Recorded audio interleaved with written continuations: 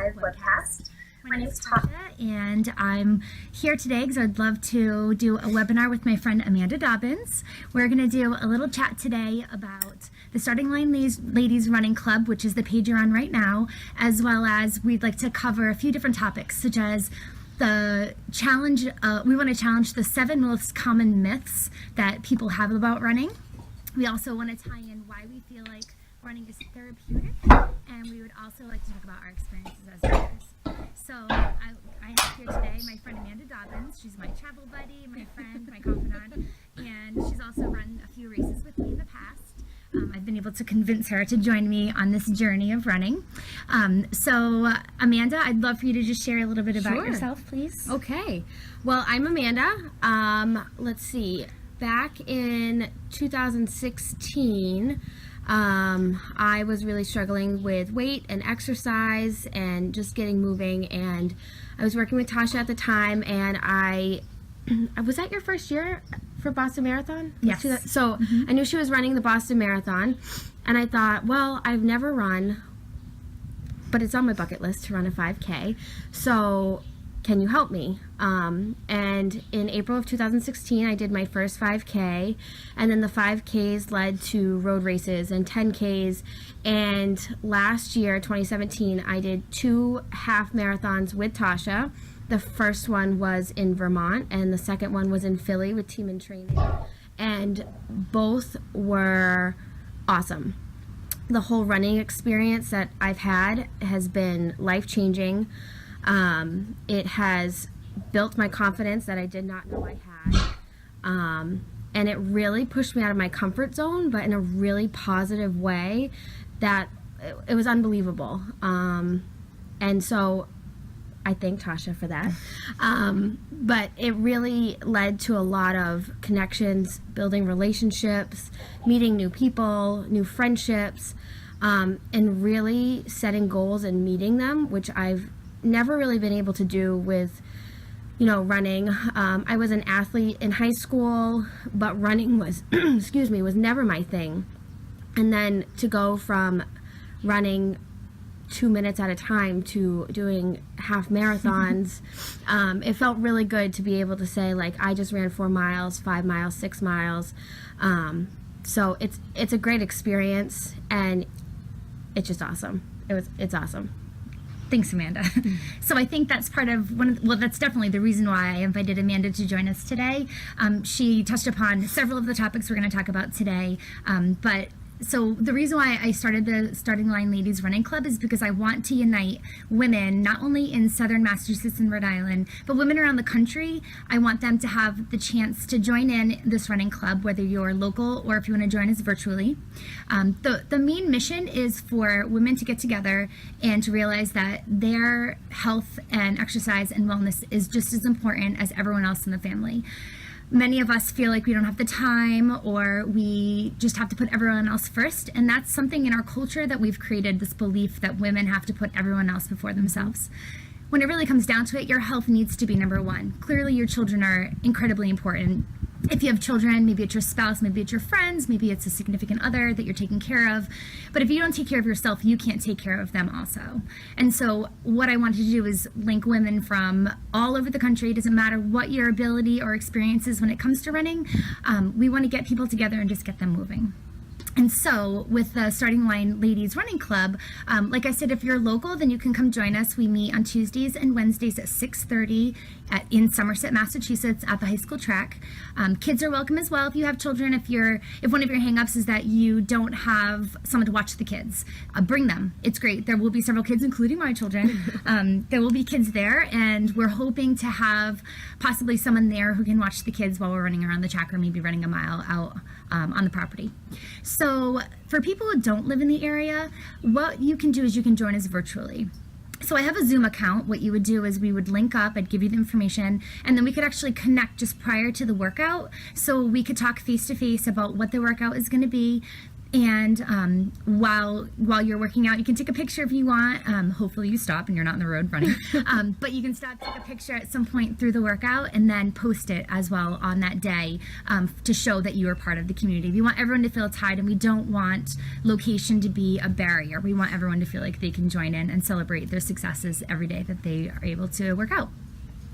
So I would love to transition and start chatting about the 7 most common myths that we've come up with when it comes to running. These myths can be held by anyone, but particularly women. I found that these are some of the things that they've come up with and said they're barriers, and we'd love to challenge them. So the first one is myth number 1. I've heard some people say, I'm an adult, I was never a runner, and so I'll never be a runner. To be completely transparent, I started running when I was a freshman in high school. I ran cross country, winter, and spring track all 4 years, and I fell in love with it. When I was in college and in my early 20s, I ran for fun. I'd run a 5K here and there, but I wasn't competitive. And then I had children. And when I had kids, I fell into the trap that everyone else had to be put first, and clearly they had needs that had to be met, but I didn't work out for several years because I felt like I couldn't find time for it. And so I got into that place where I was not a runner. I was not comfortable going out doing a run. My body felt like I couldn't handle it, and it was more the mental barrier, the mindset, and I needed a mindset shift. So what I did was I started eating better, I increased my energy, I felt great, and I said, I'm gonna do this. And it was not easy.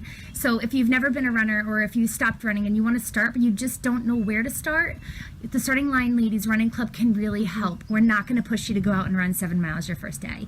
It's gonna be about easing back into it, but enjoying it, enjoying the process. So if you're not a runner, it's okay. You can take it up now. It doesn't matter if you're an adult and you never ran, or you did a sport where running wasn't the main component of it.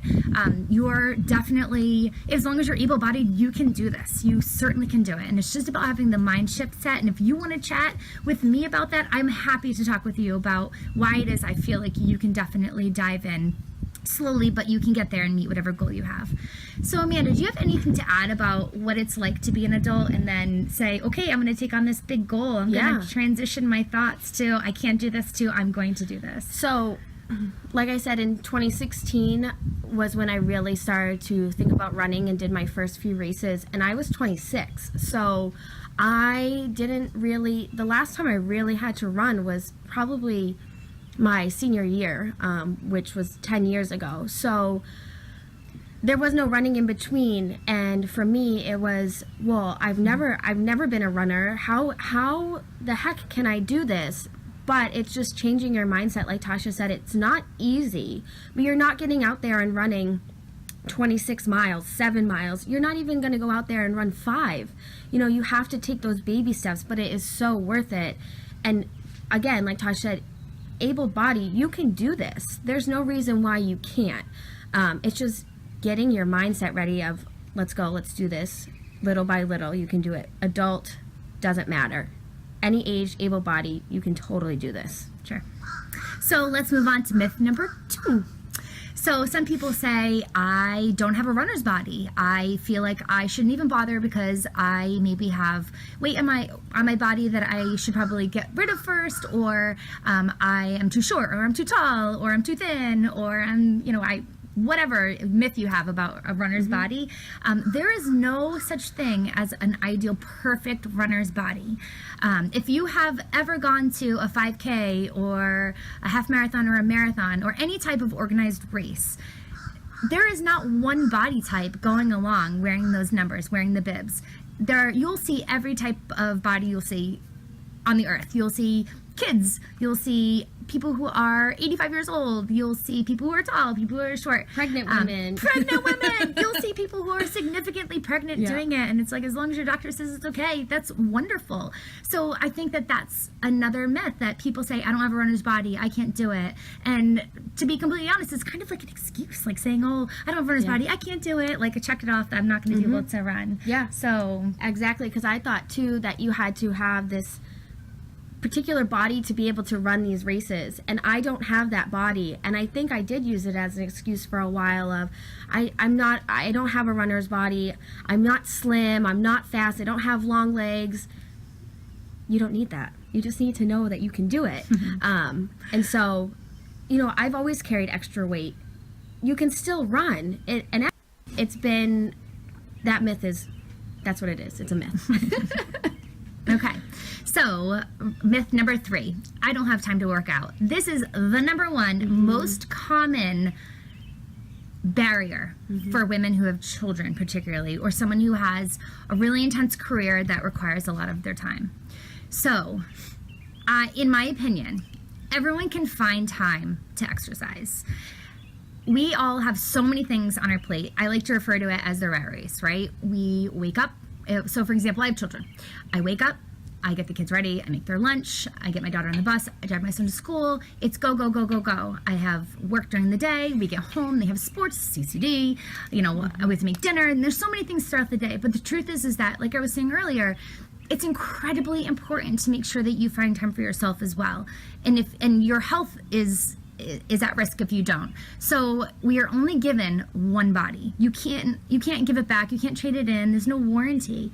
And so if you think about it from the mindset that your body is irreplaceable, that you need to take care of it and prime it, if you do that, then you're going to have longevity in your life. There are all kinds of studies, and I think you can find it anywhere. You can just do a Google search. There are all types of studies online about how physical exercise and running can really help the longevity of your life. It can add years to your life. So when people say that they don't have time to work out, then let's chat, talk with me. Let's create a way to carve out that time. You may not want to get up at 5:30 in the morning and work out, whether you're doing a workout at home, a DVD, or going to the gym to take a spin class, or hitting the road for a walk or a run with your dog. That might not be something you want to do. So, okay, let's talk about how maybe we could do it after 8 o'clock if you can fit it in, or maybe on your lunch break. So there's definitely a way to carve out time. And a workout doesn't have to last an hour. It can be 20 minutes as long as it's intense and getting your heartbeat going. So as long as the blood's pumping and you're getting in a decent HIIT workout, or something that's really, maybe if it's just a run and on your lunch break, something is better than nothing. And so, like I was saying, if you want to chat about ways to figure out time in your day, when to piece it in, that's perfectly fine. For me personally, I love using the Starting Line Ladies Running Club because I can bring my children with me, and so I don't have an excuse there. A lot of times I'll say, oh, I have so much to do today, I just can't make it happen, and I don't have a sitter today, and there's just, it's incredibly difficult for me to fit in a workout. Well, instead I just decide to bring my kids with me, and I'll say, you know what, in between these two activities that we have, we're gonna go to the track. I'm gonna wear my workout clothes, and we're gonna go to the track, and we're gonna stay there for 20 minutes, even 15 minutes, 20 minutes, and we're gonna get in a few laps, and then we're gonna keep going to our next destination. So that is one way that I'm able to fit in some time. So like I said, let's definitely chat about busting that myth. Absolutely. Myth number 4, if I can transition. Yeah. So some people think that when you run, that you have to run every day, and that is not the case. That's actually not good for you. You don't want to run every day. You don't want to run 7 days a week. You don't want to run even 6 days a week. What's important about running is that if you run every day, you're using the same muscles. And while running is a full body workout, there are certain muscles that are used more than others.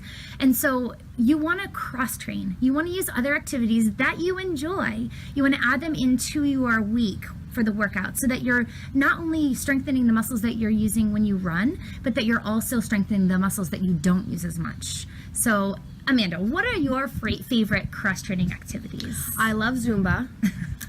Which is Zumba. something that I don't enjoy because I look ridiculous and I don't have very much coordination. Oh, I can't stay with the instructor, but I love doing it. I love Zumba. I do like to weightlift as well, arms especially. And I think for me, when it was running, it was, for me, I had the concept, it was make my legs stronger, make my legs stronger, make my legs stronger. But you have to really, your core is important. So it was getting core strength. You're using your arms when you're running. So it was really trying to figure out how do you make those muscles stronger, and not just focus on your legs. Also, building in cardio in different ways, like Zumba, or I like to do things that are like fun and I'm not focusing on working out. So Zumba for me is, some people it's yoga, some people it could be a HIIT class, whatever that might be. Yard work. Yes, I do a lot of yard work. And you don't realize that you're really getting a workout in. Those are the kind of things I like. But you also have to strengthen your heart and practice your breathing and really get that down. So running every day is not ideal for training for something. You really got to get in those other ways of working out, whether it's taking a class, even walking, weightlifting, things like that. So that's what I found to be helpful, and I really love my Zumba. I mean, that's so true, Amanda. There are so many opportunities to get in a workout, and it doesn't have to just be running. No. You want it to be something that's enjoyable. So one of the beauties about running is it is one of the least expensive workouts and exercises there is on Earth. So you need a good pair of shoes. If you're going to train for a race, you want to pay the entry fee. If you're training in the winter, you're going to want some winter gear to make sure that your body stays warm. And same with if it's cool weather, you want to have some gear, clothing that works for you. But overall, it's quite inexpensive. When it comes to cross training, you can join the Y. So my family, we're members of the Y, and so we can use the yoga class or the whatever strength training class there is, and that's excellent. You don't have to even join the Y. There are an endless number of workouts that you can find on YouTube. There's a plethora. You can go on demand through your cable and look at the different exercises that you can do there for free. So you really don't have. I hope you know that it's not a barrier. You don't have to be part of a gym if you're a runner as well. You can lift your kids, which they thoroughly enjoy. Or your dog. Or your dog. Children. Just be careful. Be careful, obviously, lifting animals and children. I have no gym membership right now, and I didn't have a gym membership while training. I did a lot of things online in terms of they have Zumba classes, they have HIIT classes. I mean, they have everything on YouTube. Or just, going downstairs if you have a couple weights laying around, or anything in your house that has some weight to it that you can lift, doing crunches, just using your own body weight, squats, lunges, push-ups, things like that. So you don't have to have a gym membership. You don't have to be going to the gym, 7 days out of the week. You have to focus on those areas that you need to make stronger, but you don't have to be giving your full day and your full week devoted in the gym or even running to be able to complete a race or to get those miles in. Absolutely. We need to make sure, as women, we have to make sure that we work on our core and our glutes. Those are the two weakest areas. Even if you're running regularly, those are the areas where we're weakest and we're prone to injury if our alignment and our strength isn't up to par. So, cross training, and you want to make sure that you find things that you really enjoy so you stick with it. Myth number 5. So the myth that we hear often is that I don't think I can start running on day 1. Now, you shouldn't start running on day 1 if you're not a runner. Start with walking. It's okay. So you might set a goal, I'm going to walk for 30 minutes. Or if you want to pick a distance, I'm going to walk for 3 miles. And then as you go along and start working out more regularly, you want to try to get up to 5 days a week. The minimum requirement is 30 minutes minimum 5 days a week. And so if you want to start increasing, don't start running on day 1 because you're going to hate it and you're going to quit. Yes. I mean, everyone would quit and no one would run if that was the case. It's really hard at first, but that shouldn't be a barrier. What we would love for you to do is start by walking. And so you can say, I'm going to walk for 5 minutes and then jog for 1, and walk for 5 minutes and jog for 1. Or you could say, I'm walking, okay, I'm going to jog to that next telephone pole, and have some visual goals of what you can jog towards. We don't want you to sprint. Don't all full speed run. Just take it easy. Take it easy in your body as you ease into running. If you stick with it, eventually, before you know it, you'll be running a mile, and then 2 miles, and it will increase. But no one starts just running really far, really at first, or even running, a quarter mile. If you're not a runner, you shouldn't go to the track and bust out the fastest quarter mile you possibly can, because you're going to hurt and you're going to feel terrible about it. So you want to ease into it. Starting day 1, if you're not exercising regularly and if you're not a runner, we'd love for you to just try, but you're going to want to start slowly. Show respect to your body, and don't burn yourself out so fast that you say, oh, I hate this, I don't want to do this, I'm not a runner, I'll never be a runner. 6. Some people believe that running is a lonely sport, but it's not. Like, it doesn't have to be lonely. Yeah, there are runs you'll do on your own. You might have a long run in your training plan, but there's no reason to be feeling lonely in your runs, and that is part of the reason why the Starting Line Ladies Running Club has come to fruition, because I think it's fun to get together, and it's a social experience. It boosts your confidence. Absolutely. You get a chance to chat with other like-minded ladies that are out there with you. What have your experiences been training with other people? So I was always under the mindset that I'm not running with anybody. I don't want to run with people. And I found that when I run with people, I do better. And it's not even necessarily, hey, let's have a conversation while we run, because I can't do that. But it's that you think that running is, you're doing it by yourself, but really you have a team backing you. Whether it's the people standing on the sidelines cheering you on, or it's the people that are running the race with you. Even if you were to go to a 5K by yourself. I remember my first 5K, my family was there, but I was terrified. I was like, I had never run a race before. These people all look, I mean, it can be intimidating when it's your first race and people are coming out stretching with all their gear on, and you're like, oh my gosh, I'm just in a t-shirt and yoga pants. It was awesome. It was awesome because you're running, again, with people of all ages, all walks of life. And some were even walking the 5K, and that's totally okay too. And it was just at the end, you know, people are cheering you on. You're like, what? How do you know me? They don't. They're just proud of you that you finished. So it's a really cool experience, especially the bigger the race. Like, for instance, I've done the Falmouth Road race. If anyone is near the Cape or on Cape, that's where I'm at. And you have your name on your bib, and as you run by, people are yelling, "Go Amanda, go Amanda!" And you're like, at first you're like, do I know them? Should I be saying hi? Should I stop? Should I talk to them? It doesn't matter though. They're cheering you on. They want to see you succeed. So it's a really positive, happy environment. It's strenuous. There's no doubt about that. Running is hard, but when you're with a team, it's awesome. It makes you want to go that much further and keep going and keep going. So I've never felt alone, even in my training, with my training that I would do just in my own neighborhood by myself. You know, it was always checking in with Tascha. It was always, get out there, go run, you can do this. And it's checking in with one another, whether you've run the Boston Marathon, or you've done a half marathon, or you are doing 3 miles. It doesn't matter. You can cheer each other on wherever you're at. So it's not a lonely sport. A lot of people think that, but it's really not. It's awesome. Yeah. When I got into running in high school, I found that the social component was one of the greatest gifts and assets of being on the cross country and track teams. There were so many other people around me, and you form these relationships with people you may not have known. And even as an adult, I have been a part of a program, as a charity runner, and I've completed 3 Boston marathons as well as half marathons, and to be part of a group as an adult, it's really amazing. And that's what I'm hoping, that we can bring this running club, that we can give that opportunity and experience to others.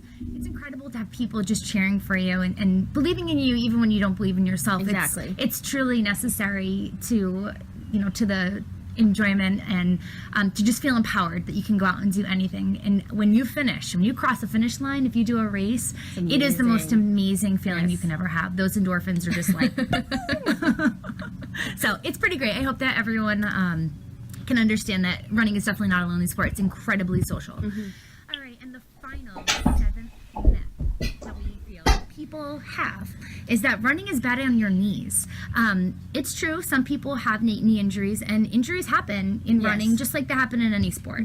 You're putting your body through rigorous exercises. Sometimes other exercises are gentle, like yoga, when you're cross training. There is a researcher at Boston University, and he recently put out a study about how running actually strengthens your knees. It helps your knees, your joints, and your bones. When you run, it actually increases your bone mass, and it stems age-related bone loss issues. So as you get older, if you run, it's actually better for your bones. I think some people feel like if they run, they're going to have knee issues, or if they had knee issues in the past, that is a barrier for them to be able to start running again. If you are running and you're having knee problems, you just go get checked out by a physical therapist. I used to think that would be intimidating, but it's actually quite helpful in running.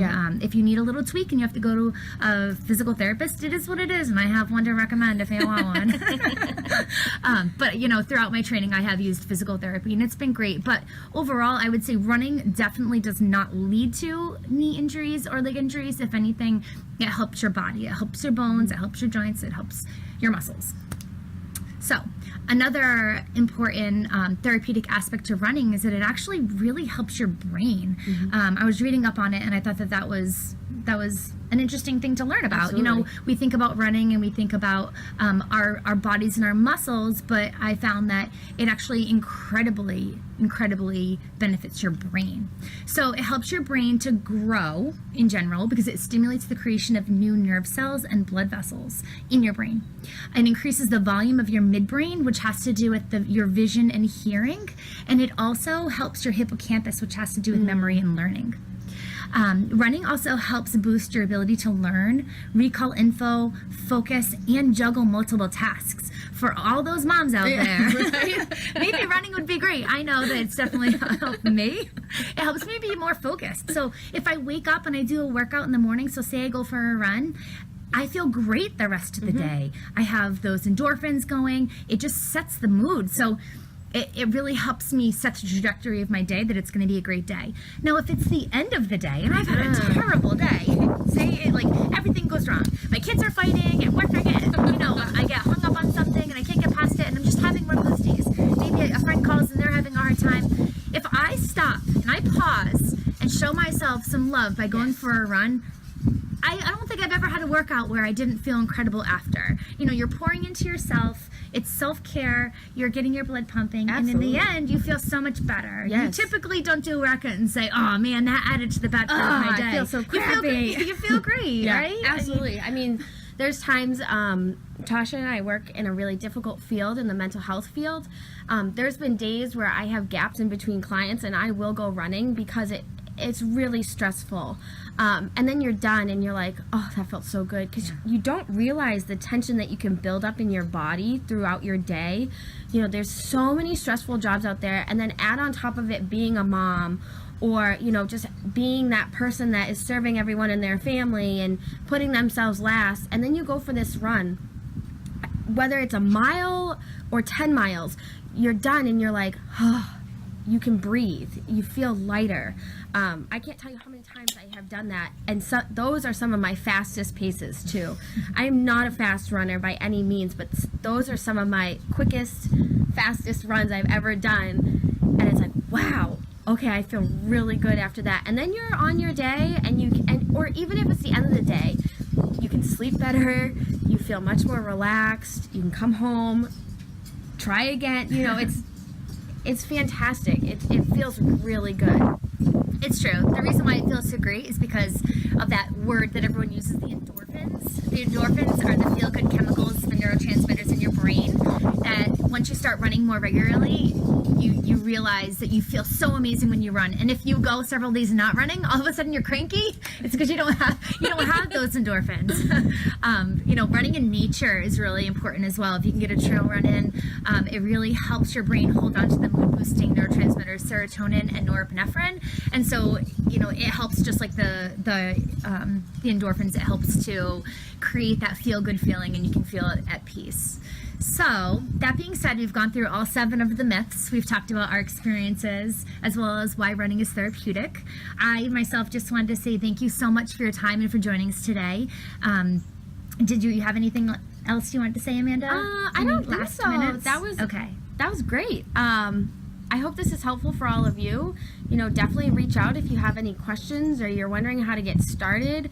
This is a great program for all women of all ages, all walks of life. So definitely reach out to Tascha. Either drop your email in the comments or send her a message privately. This is where you want to start. Absolutely. And if you do have questions and you want to send them directly but privately, you can do the Facebook inbox message or you can email me. It's hello@startinglineladies.com. I hope everyone has a wonderful day and thank you so much. Feel free to tag a friend if you know someone who could benefit from running. Thanks so much. Bye-bye. Bye.